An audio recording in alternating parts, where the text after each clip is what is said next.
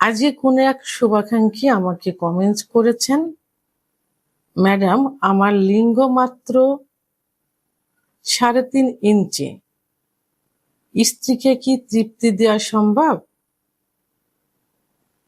ধন্যবাদ ভাইয়া সুন্দর একটা কমেন্টস করার জন্য। একই কমেন্টস কিন্তু অনেকেই করে থাকেন। দেশের এবং প্রবাসের ভাই বোনদের প্রতি সালাম। আসসালামু আলাইকুম। আমি প্রভাষক ডাক্তার রিক্তা পারভিন, হোমিওপ্যাথি এবং আয়ুর্বেদিক চিকিৎসক। চেম্বার সেবা, হোমিও কমপ্লেক্স অ্যান্ড সেবা ডিজিটাল ল্যাব, উপজেলা মডেল মসজিদের পূর্ব পাশে, শিমুলিয়া, মাগুরা।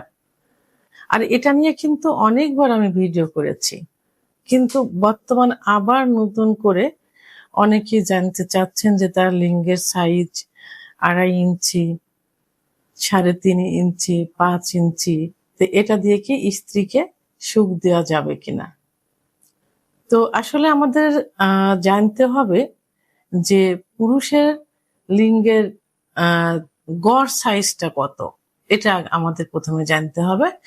পুরুষের লিঙ্গের গড় সাইজ নিস্তেজ অবস্থায় থাকে এখানে 3 থেকে 4 ইঞ্চি নিস্তেজ অবস্থায়, তো এবং উত্থান অবস্থায় থাকে 5 থেকে 6 ইঞ্চি উত্থান অবস্থায় থাকে। তো আর মেয়েদের যে যোনিপথ থাকে, যোনিপথ স্বাভাবিক অবস্থায় থাকে, চওড়াটা থাকে 3.5 এবং যখন উত্তেজিত হয় তখন থাকে 6 থেকে 7 ইঞ্চি মতো। অর্থাৎ তাদের স্বাভাবিক অবস্থায় যোনির যে আকারটা থাকে 3 থেকে 4, আর উত্থান অবস্থায় অর্থাৎ উত্তেজিত অবস্থায় থাকে 6 থেকে 7। তাহলে পুরুষের কত এবং মহিলাদের কত এটা কিন্তু বোঝা গেল।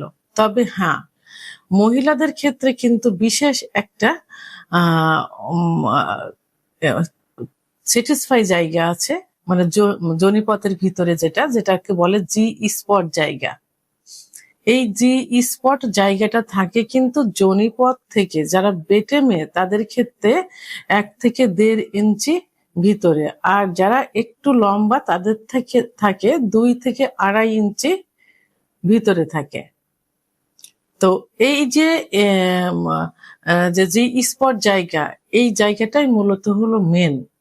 এইখানে যত ঘর্ষণ লাগবে তত দ্রুত স্ত্রীদের বীর্যপাত ঘটানো সম্ভব হবে।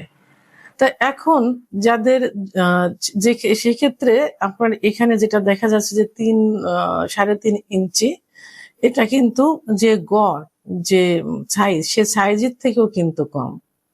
কিন্তু কম থাকলেও এখানে ভয়ের কোনো কারণ নেই, কারণ মেয়েদের জি স্পট জায়গাটা মানে সুখের জায়গাটা কিন্তু আপনার লিঙ্গের থেকে তার দূরত্ব কিন্তু কম। অর্থাৎ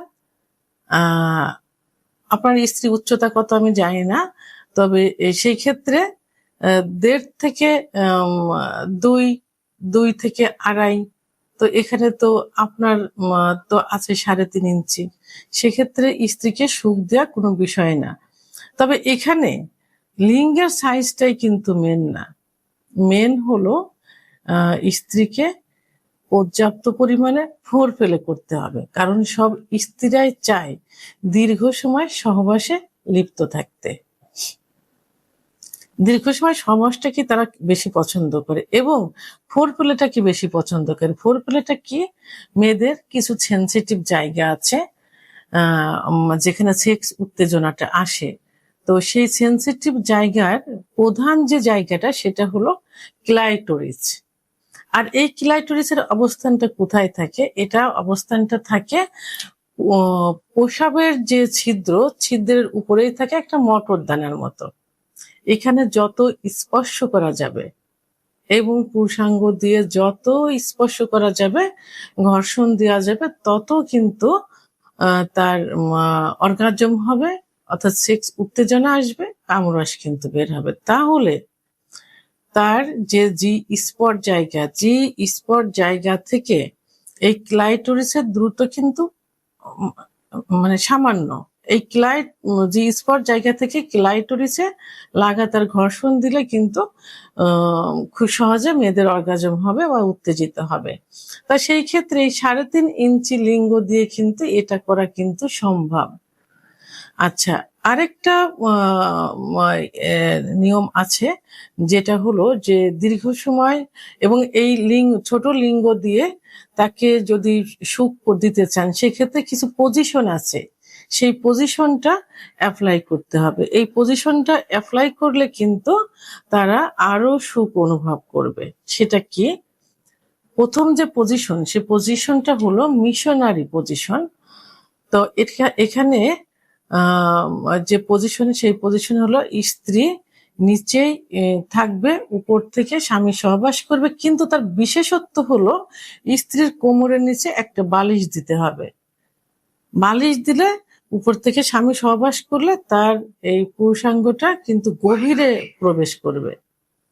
তো সেহেতু এই 3.5 ইঞ্চি দিয়ে গভীরে কিন্তু এই বালিশ ব্যবহার, কোমরের নিচে বালিশ ব্যবহার করে সহবাস করা কিন্তু সম্ভব।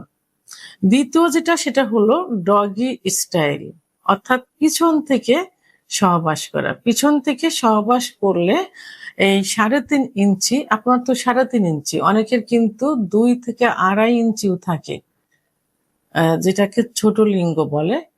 তো এই লিঙ্গ দিয়েও কিন্তু এই ডগি স্টাইলে সহবাস করলে সুখ দেওয়া যায়। সেটা হলো তার পুরুষাঙ্গটা কিন্তু একদম পুরোটাই ভিতরে দেওয়া সম্ভব হয়, এবং যে স্পট জায়গাটা কিন্তু স্পর্শ করা যায়। তবে হ্যাঁ, যাদের লিঙ্গ একেবারেই ছোট, অর্থাৎ 2-2.5 ইঞ্চি থাকে, তারা যখন বিয়ে করার সময় একটু কৌশল অবলম্বন করতে হবে, যে লম্বা মেয়ে বিয়ে করা যাবে না, একটু বেটে মেয়ে বিয়ে করতে হবে। কারণ বেটে মেয়ের যে স্পট জায়গা থাকে 1 থেকে 1.5 ইঞ্চি ভিতরে, তাহলে এটা কিন্তু এই 2.5 ইঞ্চি লিঙ্গ দিয়েও কিন্তু সম্ভব হবে।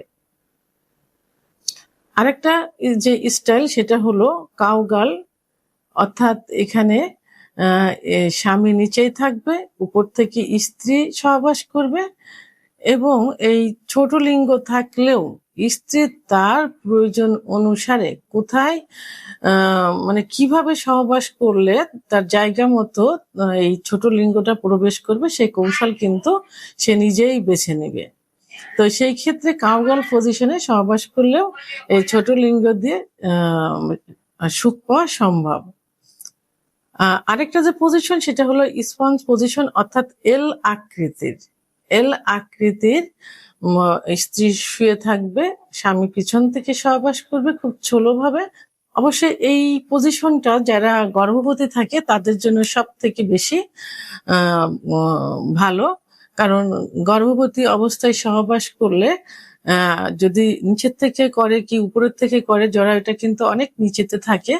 তো সেক্ষেত্রে যদি এই স্পঞ্জ পজিশনে সহবাস করা যায়, মানে করা ঠিক না গর্ভবতী অবস্থায়, তারপরেও যদি অনেকে করে থাকেন তার স্বামীকে পরকীয়ার হাত থেকে বাঁচানোর জন্য, এবং যে কারণে করে থাকেন, এই পজিশনে করলে তার ইউটেরাসটা কিন্তু উপরের দিকে থাকে, প্রেশার কিন্তু কম পড়বে।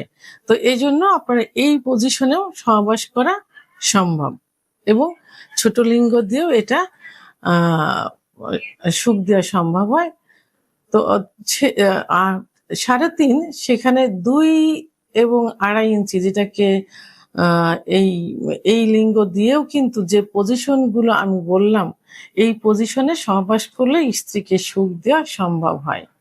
তা সেই ক্ষেত্রে এখানে মানে মেডিকেল সায়েন্স অনুযায়ী 3.5 ইঞ্চি এবং 2-2.5 ইঞ্চি দিয়েও স্ত্রীকে সুখ দেওয়া যায়। সেক্ষেত্রে কি করতে হবে? কিছু কৌশল অবলম্বন করতে হবে, দীর্ঘ সময় ফোরপ্লে করতে হবে, এবং বিভিন্ন পজিশন চেঞ্জ করতে হবে।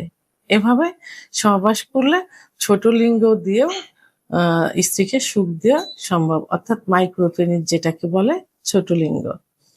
ভিডিওটি সম্পর্কে যদি কোনো মতামত থেকে থাকে অবশ্যই কমেন্টসের মাধ্যমে জানাবেন। আর ভিডিওটি ভালো লাগলে লাইক, কমেন্ট, সাবস্ক্রাইব করে আমার সঙ্গে থাকুন। আল্লাহ হাফেজ।